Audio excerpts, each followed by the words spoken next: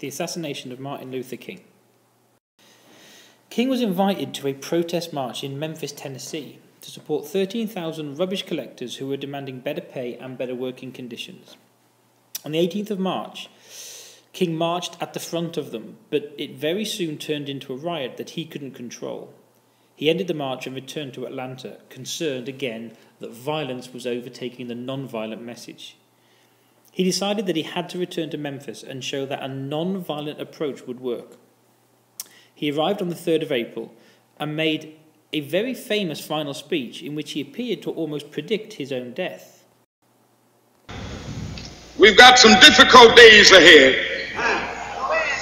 but it really doesn't matter with me now because I've been to the mountaintop. I don't mind.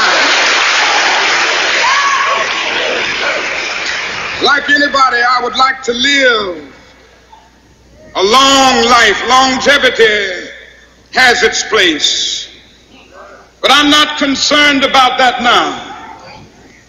I just want to do God's will,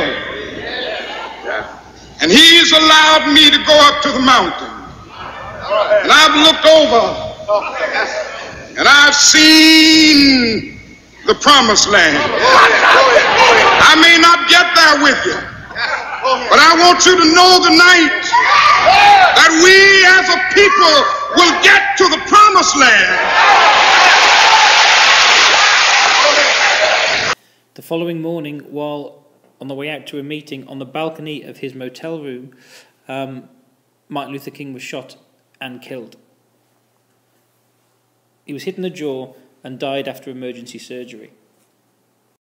50,000 people attended his funeral on the 8th of April 1968. Following his funeral, there were race riots in 100 American cities, including Atlanta, Nashville, Washington, Boston, and New York.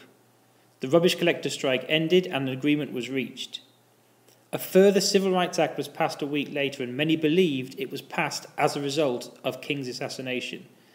The key points of the 1968 Civil Rights Act were: you could no longer refuse to sell or rent a house to someone on the basis of colour. You could no longer advertise the sale or rental of a property and refer to race or colour. And you could neither threaten nor intimidate someone living in a rented or bought house.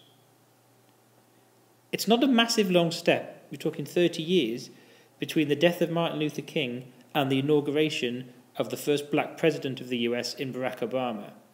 But the role that peaceful, non-violent protest under King did and the impact it made is massive.